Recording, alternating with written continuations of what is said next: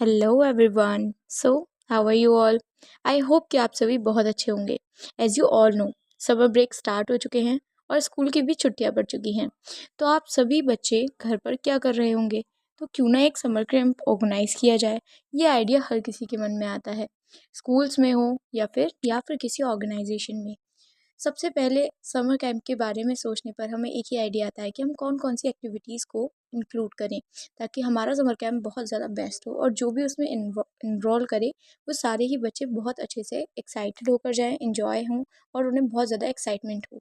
ठीक है, तो आज मैं आपके साथ कुछ समर एक्टिविटीज़ शेयर करने वाली हूँ जो आप अपने समर कैंप में अगर ऐड करेंगे तो शायद बच्चे बहुत ज़्यादा इंजॉय करेंगे और एक्टिवली पार्टिसिपेट करेंगे। So without wasting your time, let's get started the video. और first activity is yoga classes. जब भी हम किसी भी कैंप का या किसी भी प्रोग्राम का स्टार्टिंग करने वाले होते हैं, सबसे ज़्यादा इंपॉर्टेंट होता है कि हमारी बॉडी बहुत ज़्यादा रिलैक्स हो। ऐसे ही हम बच्चों के लिए चाहते हैं, एक हेल्दी इन्वायरमेंट हम उनको देना चाहते हैं, तो स्टार्टिंग हम योगा से करते हैं। योगा में भी बहुत अच्छे अच्छे हमारे पास ऐसी एक्टिविटीज़ होती हैं जैसे कि laughter yoga, animal yoga, meditation हम करवा सकते हैं, ब्रीथिंग एक्सरसाइज करवा सकते हैं, पीटीज़ करवा सकते हैं। तो इस तरह से अगर हम अपने समर कैंप में ये चीज़ एक्टिविटी इन्वॉल्व करेंगे तो बच्चों को एक हेल्दी एनवायरनमेंट और एटमॉस्फेयर ज़रूर मिलेगा। Next is 1 minute game.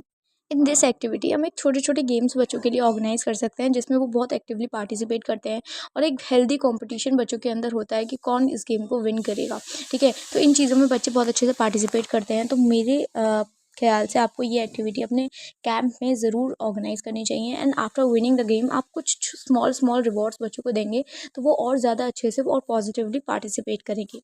ठीक है, so next is painting. Okay, painting आजकल बहुत ज़्यादा ट्रेंड में चल रही है क्योंकि बहुत सारे ऐसे DIY आइडियाज़ हमें ऑनलाइन देखने के लिए मिल जाते हैं।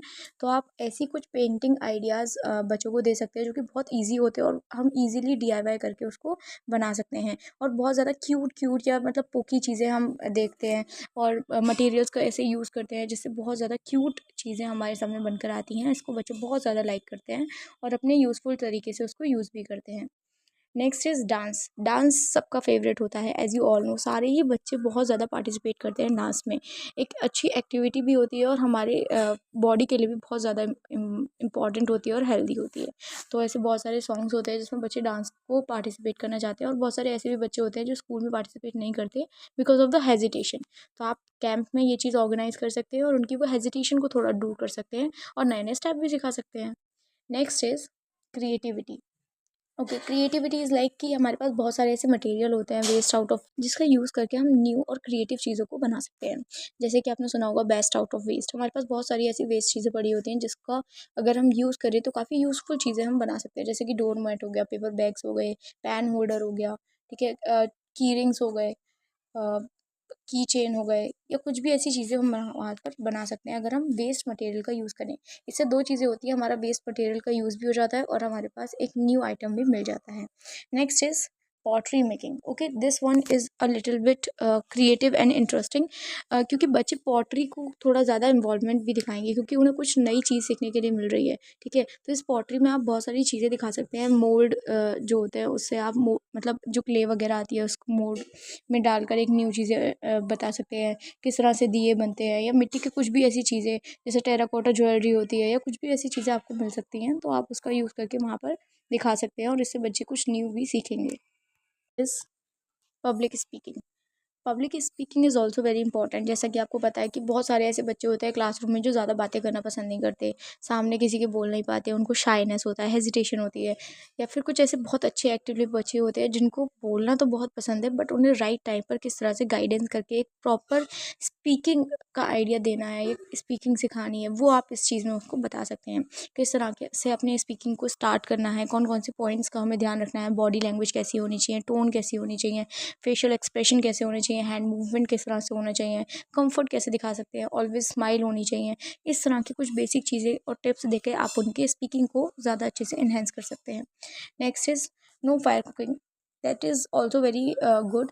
आप बच्चों को सिखा सकते हैं कि बिना फायर के आप कौन कौन सी चीज़ें हैं जो घर में अवेलेबल मटेरियल से बना सकते हैं।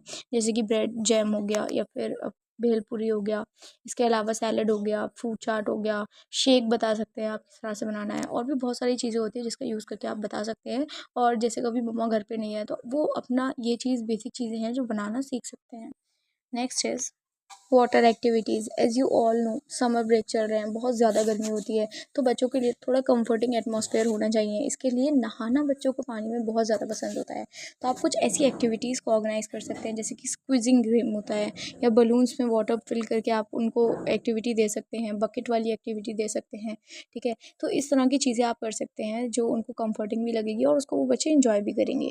ठीक है, तो आई होप कि you like this video, and if you like this video, so please like, share and subscribe this channel, and let me know in the comment section which activity you like the most, and if you are going to organize any summer camp, तो आप कौन कौन सी activities उसमें include करने वाले हो। Okay, so bye bye.